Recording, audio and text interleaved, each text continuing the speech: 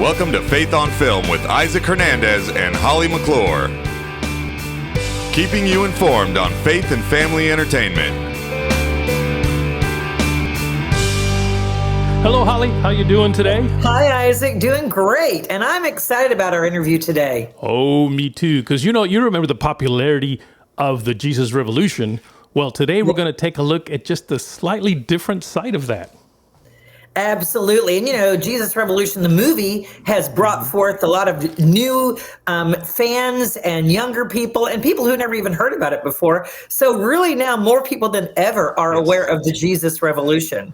Absolutely. But today we're going to talk about somebody who was really there. We're going to talk to Chuck Girard, who, of course, is one of the founding members of the gospel group. I say the gospel group is really a Christian rock and roll group. It was. Love Song. And he's going to talk to us a little bit about the movie and the movement itself, but also about a documentary that's being done on the band, Love Song. And we love it. Here we go. It was a time of change. God's Spirit swept across the country. Well, let the people know Jesus is the Lord. I just remember that God was moving. Every generation needs a new song to express their faith in a new way. You could feel the presence of God in the music. Love Song was a band that was a bunch of hippies in the right place at the right time. Their songs would become part of the soundtrack of the Jesus movement. The music of Love Song was part of the soundtrack of the last great American revival. Jesus puts the song in our hearts. Their music would inspire a generation of new believers. I'm not really sure that I would be doing what I'm doing today if it hadn't been for Love Song and that record. Love Song would help launch a new genre of music and ministry. Just like the British invasion was not possible without the Beatles, the worship invasion would not be possible without Love Song. I think that we successfully communicate the gospel very effectively through music. That's to me what Love Song has always been about. And then the rest is pretty much history. It is my great honor to induct Love Song into the Gospel Music Hall of Fame. Love you guys.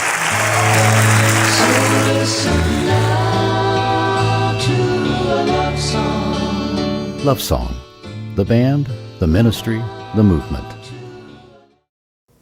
Chuck, welcome to FaithOn Film. My pleasure. Welcome. I tell you, very exciting for me. And I don't know, Holly, if you were a big fan of yes. Love Song, but I got to tell you, I had been a big fan of Love Song when I was a teenager, and I hope that doesn't make you feel too old, Chuck. I love it.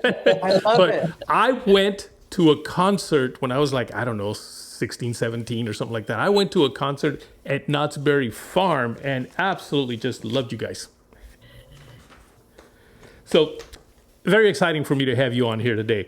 Now, there's a lot of things to talk to you about, but one of the first things maybe that I'd like to have you share with us is your involvement in the Jesus Revolution. And I don't mean necessarily the movie, although obviously Love Song, I think, played a pretty major part of that movie. But really your involvement in the actual Jesus Revolution era or time. Right.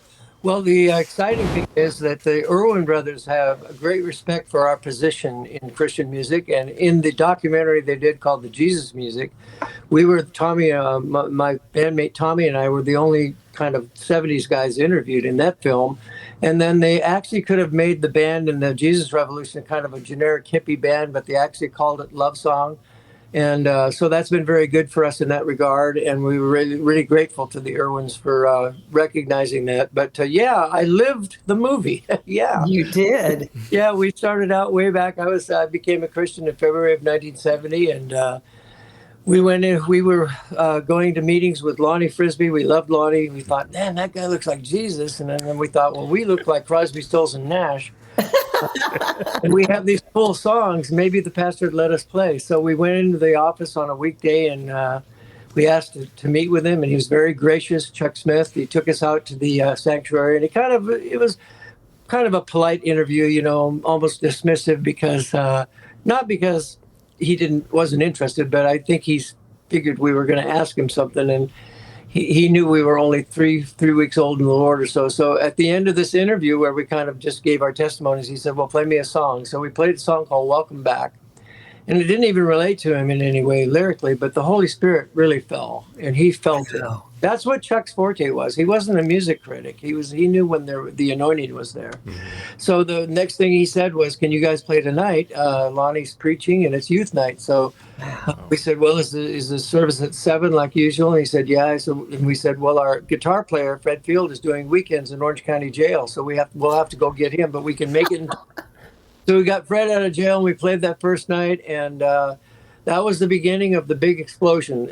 Not because of Love Song, but just I think all the elements were in place. The hippies were telling their friends about this cool church where they had, modern music. And the church grew from about 200 to 2,000 in about 4 months' time, and entered the tent at that point. They had no place to, the fire marshals were coming in. All the aisles were blocked, which is illegal. So they were clearing the decks and all that. So Chuck decided, we don't have time to build a sanctuary, so we'll put up a tent. And those were the tent meetings, which were awesome experience. It held about 2,000. You could open the flaps in the back and put in another 500 seats. But they were incredible meetings in that tent. Did you have a chance when you watched the movie, were there scenes out of that movie that you were there or related to? Well, like the baptism, I'm thinking, in Pirates Cove. Sorry. I'm thinking like the baptism in Pirates Cove or things like that. Yeah, I had attended baptisms, but actually, ironically, we were there the day they filmed that. We came on set. We were down there. We were doing this documentary, which we'll talk about later, on the band Love Song. And so we thought we might get some B-roll down there, and the Irwins said we could come down, so we were able to be there. And they actually filmed us up on the hill. They said they were going to put an Easter egg in the film, but I don't think they did. Easter egg, for the people, I'm sure most people know, is a little something that's maybe not really part of the movie, but insiders can recognize it's a tribute to something. So, like I say, we had a great time there. But yeah, I met my wife at a baptism, so that's special to me. And they did a very good job recreating it. Wow. Now, I mentioned something about Knott's Berry Farm here at the very beginning, and having been at that concert, all I could remember was, man, there's a lot of people here. Tell us a little bit about that concert, because I just kind of want to go back in time in my mind.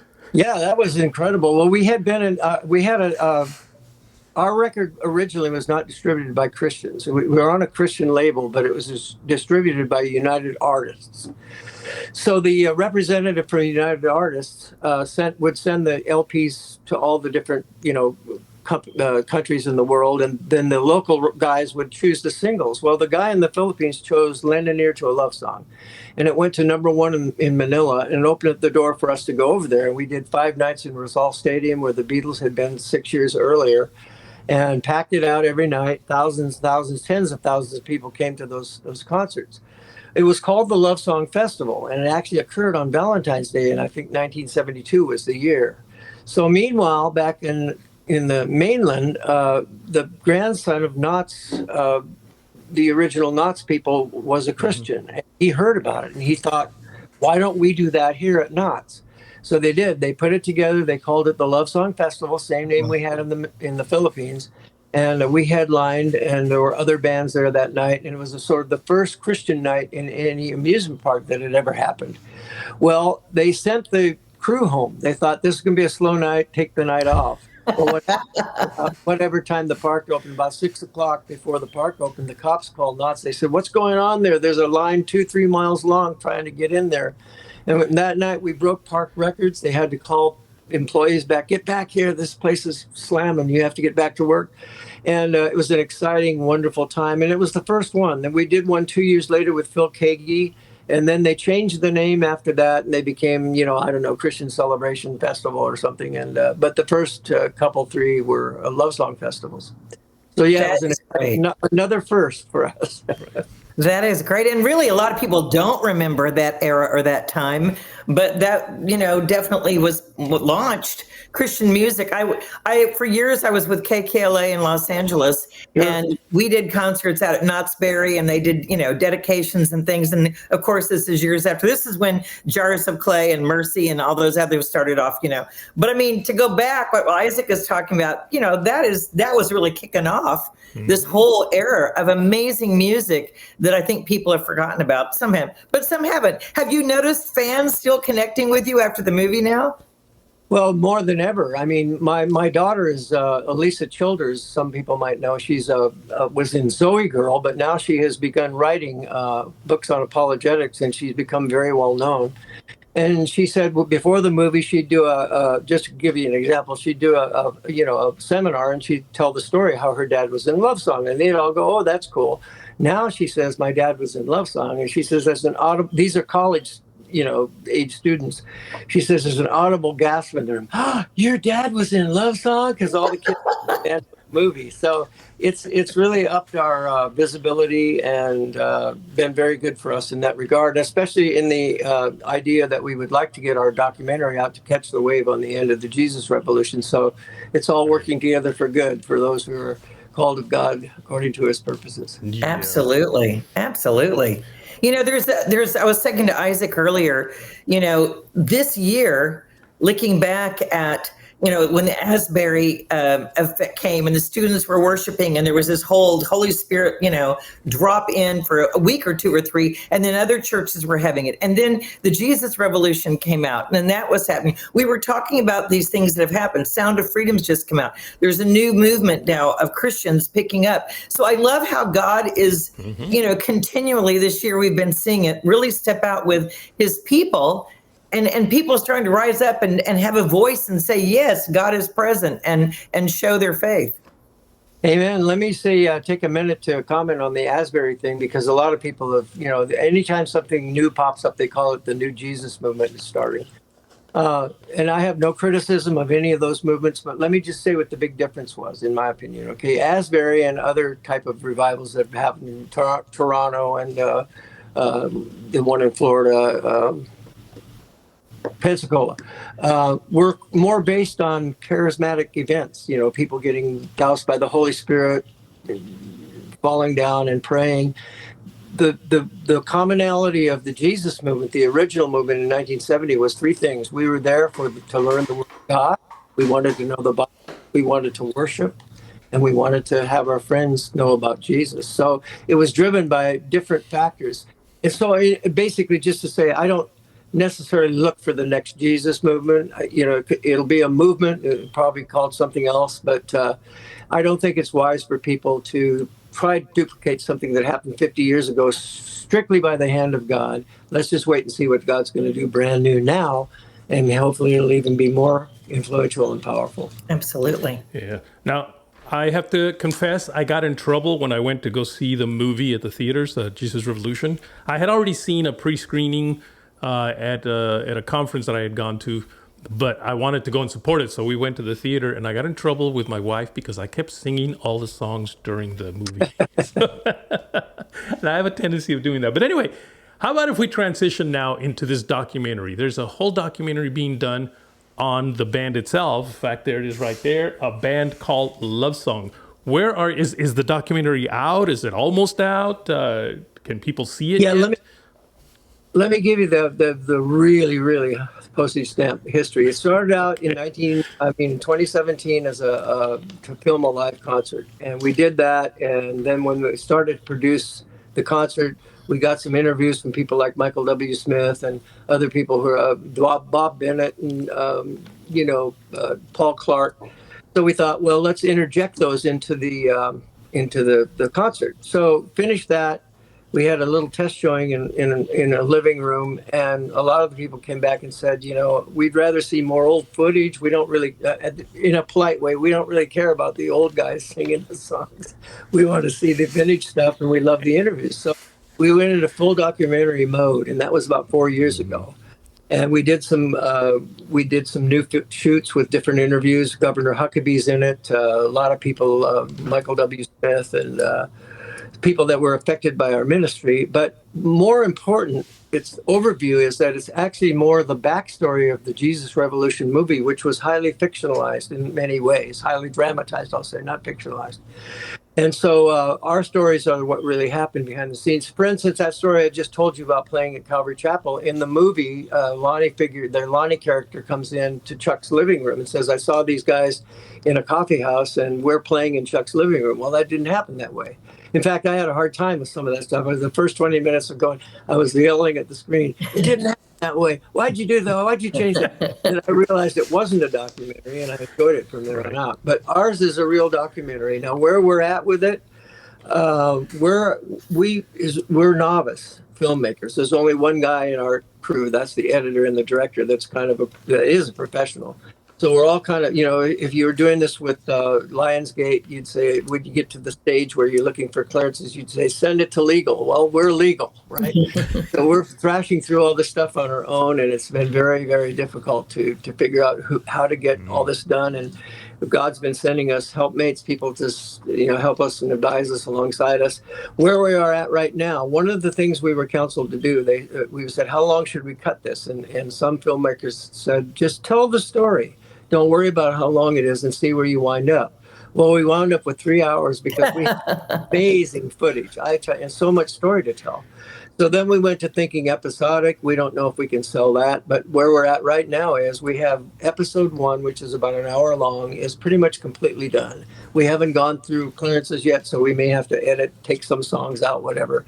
But it's primarily done, and we're using that as a pilot to approach different companies to see if they're interested in distributing it. So that's where we're at, but it's still not close because that process of clearing stuff is really tedious and long, and everything has to be cleared in order for like a major distributor to take it. So that's kind of where we're at right now, and we're hoping, projecting with optimism, end of the summer, but I'm really think it's going to be more like the end of the year. Maybe we could get it out at Christmas or something, because I just see how long everything takes. But yeah, we're very excited. Let me say this about it. It's historically factual. It's top quality. And we're very proud of it. Many, hundreds, probably 1,500 hours have gone into the editing so far. And just making sure we have it's not just here's a picture of a guy talking. There's graphics, and there's cool old footage we found. We found this footage on the internet of us singing a song called Think About What Jesus Said. And we tracked down the owner of the film, and they had the original. Oh, wow. So we were able to take it from this YouTube, 17th generation it looks like it was almost filmed yesterday. So we have a lot of cool stuff in there that is very historic and very rare. I'll tell you one quick story about some of the footage. In 1972, when we went to Explo, we took a guy along with a 16 millimeter, film camera. Well, he filmed the whole event, and we got back, and somehow those films got put somewhere in a room and didn't get even developed for 40 years. And when Chuck Smith bought our catalog, Calvary did back in around 2010, we got those canisters of film back, and we sent them to a lab, and they actually developed them. And we were able to see the footage for the first time in 40 years, and we've incorporated a lot of that into the film. So that's all kinds of never before found, never before seen footage. We found a Pat Boone documentary. Wow. Been done that had never been seen. Even Pat didn't know where it was. We went and met with him, and they finally found that. So there's all kinds of these little found gems. Now, the average person that's watching the doc, they just love it. They don't know the trouble you went through to find all that stuff or how rare it is, but we do. So for us, that part of it is going to be so wonderful. The historic, restoration and archiving of all this wonderful material that otherwise would be unseen. I would think Greg Laurie would want to be, help get this out, or people that were involved with you in those early days. I would think they'd be encouraging to help you get it distributed, because honestly, Lionsgate just picked up The Chosen, and they're going to show season 1, 2, 3 of The Chosen on, Lionsgate, but they picked it up on CW. Yep. Who knew? CW, that channel is going to carry it. Well, Greg's aware of the film, and he had his hands full with his own film. He's told us once we get it done, he'll promote the heck out of it through his channels, which are they're quite influential channels that he has to do that with. I don't mean TV channels, but his methods of getting it out on social media and stuff. So he's aware of the film, and he's in it. So get out there. But distribution is another story, and we're still going to talk to some of the majors and see. We haven't been at this point yet, so we're just now kind of crossing that bridge. Right. Now, you also have a book that I don't know if you wrote it or somebody wrote it about you, but It's a book it's about your personal life beyond There it just is. the love song. There it look is. at that, rock and roll preacher. Yeah, well, I've never had the inkling to write my life story, and I felt the Lord to start. And it was back in the day there were no computers yet, so I started writing the story on yellow legal pads on airplanes. Well, you don't write every day. I write a little bit here, a little bit there. So years go by, and finally I put it in the computer, and I just wrote it what I call kind of just sort of stream of consciousness. I think of something in my life. I had some experience knowing Brian Wilson. So I wrote down everything I knew about Brian Wilson, and I put that aside. Okay, becoming a hippie. So at the end of it, I assembled it all, and I thought it was a pretty good read. I felt like the Lord wanted me to do it. There were so many times I wanted to drop out, because the honest truth is I don't care if there's a book on my life out. In fact, it's a little bit of an invasion of privacy, to be honest. But I felt like the Lord wanted me to tell the story. So we wound up the last 4 years, my wife and I painstakingly vetted stories. We were so fortunate that so many people, even in my pre-Christian days, I had a little group that had a couple of hits on the Billboard charts, and most of those guys are still alive. So I'd send the little chapters about that era, and I'd say, guys, what do you remember? What would you correct? Am I wrong here? And we vetted everything. Same thing with the drug. The drug years were the hardest. The old saying, if you remember the 60s, you weren't there. But what we came up with, in my opinion, is it's sort of a version of, it is the backstory of the Jesus movie from my story. Now, the documentary is the viewpoint of all the guys in Love Song, but this is my story. And it's my personal testimony, but also a very great backstory to the Jesus Revolution movie. And you can get it on Amazon. That's the only outlet I know of for sure, but you can get it there. So it's Rock and Roll Preacher, and I'm very proud of it in a godly way. It's a good work. I'm satisfied with it. People say it's a good read. They really enjoyed it, and they went through it very quickly because they couldn't put it down. So I'm getting a lot of that. I wrote it, and my wife wrote it completely without a ghostwriter, to answer your question. So it's all me.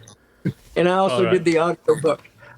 I painstakingly read the whole thing, and I think we sold 40 audiobooks so far. It's so exciting. Well, good. It's good that people have that, because in their cars and stuff, they can listen to it. That's great. Yeah. Now, a little birdie told me that there is a movie in development about your life. Now, not about the group, the band, but your actual personal life, which I guess is going to include those drug years, so that they'll remind you in that. But that little birdie just happens to be here with us. Let me see if I can bring her in here. Hi guys. Hello. Hi. Now, Susanna, you are the executive producer of this movie that's being developed on Chuck's story. I have to admit, I have read the script. Just fantastic script. And yes, it does go way deep into those drug years, if you will.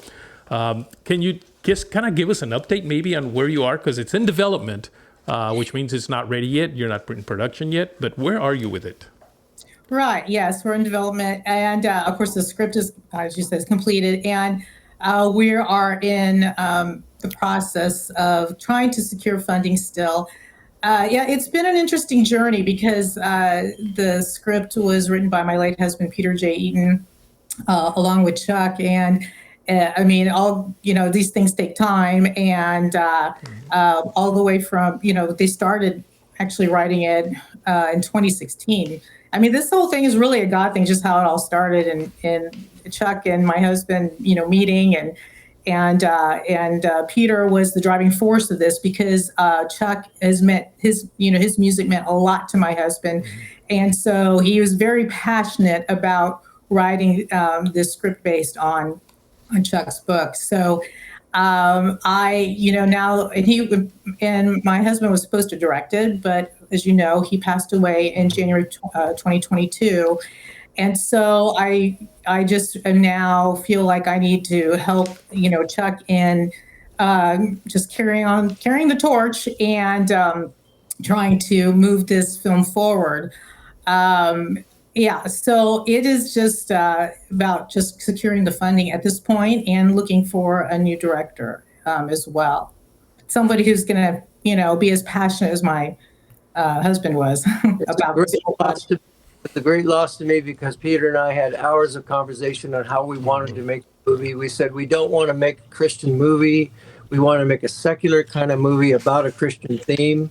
We wanted to appeal evangelistically to non-Christians, and we were so in lockstep about the direction of the movie. And then when he passed, it was such a shock. And now to find somebody to fill those shoes, it's very difficult, because we had such a vision for how we wanted the film to be. And, I think it's a great story. I think it might be one of the more interesting Christian films that could ever come out if we get it out. So we're just waiting on God. Here's my philosophy. I don't care if I have a movie out or not on a personal level. It's not, I'm not sitting here going, I got to tell my story before I die. And that's coming quickly, folks. I turn 80 in August. So. Aw, you look great. Wow. But, I believe God could really use my story in a film. Yes. That's what we're pushing for it. Yes, I just want to add to that. Currently, we do have a distributor and 2 other producers reading the script as well. So I was able to pitch the script to them, and they were very interested in that. So that's good. That's awesome. Yep, that's very awesome. So Chuck, where can people follow you? How can they keep up with what you're doing? You have a website? You want to give out your email? Whatever you want to do. How can people reach you? I have a very static website. By that I mean I don't think we've updated the itinerary in 2 years, but I'm trying to correct that. I'm very sorry about that. But it's a very interesting, deep website that tells about all my history and everything, and it's very easy to find. It's just chuckgerard.com.